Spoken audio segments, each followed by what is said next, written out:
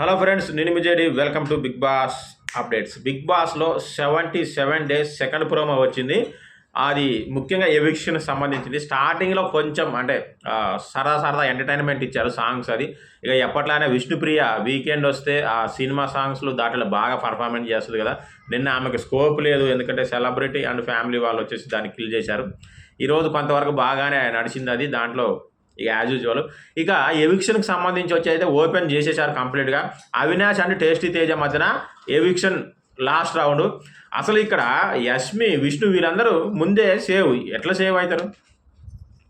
Last రౌండ్కి వాళ్ళిద్దరూ ఎట్లా వస్తారు? అసలు అవినాష్ అంతే సరే ఓకే అనుకుందాం. టేస్టీ తేజకి లాస్ట్ వీక్ అంతా, ఈ వీక్ అంతా ఫుల్ సింపతి వర్కౌట్ అయింది వాళ్ళ అమ్మ గురించి. నిజంగా ఓటింగ్లో చాలా మంచి పొజిషన్ ఉండే, తీసుకొచ్చి ఆడ కూర్చోబెట్టారు. ఎవరి కోసం చేస్తున్నారు ఇదంతా నాకైతే అర్థం కావట్లేదు. మీకు అర్థమైతే కామెంట్ చేయండి. సో అట్లా లాస్ట్ ఇది తెచ్చారు. ఇక బై లక్కీలీ నాకు తెలిసి నబీల్ ఎవిక్షన్ సీల్డ్ యూజ్ చేసి ఎలిమినేషన్ తప్పించాడు. సో దట్స్ లక్కీ అనుకుంటా.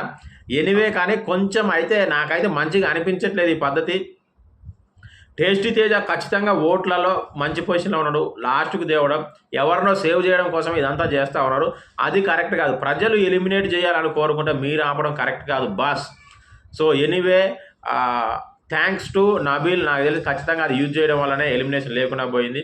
సో మీరేమంటారు? నిజంగా ఎవరినో సేవ్ చేయడం కోసమే టేస్టీ తేజను ముందుకు తెచ్చారని అనుకుంటున్నారా లేదా? కామెంట్ చేయండి.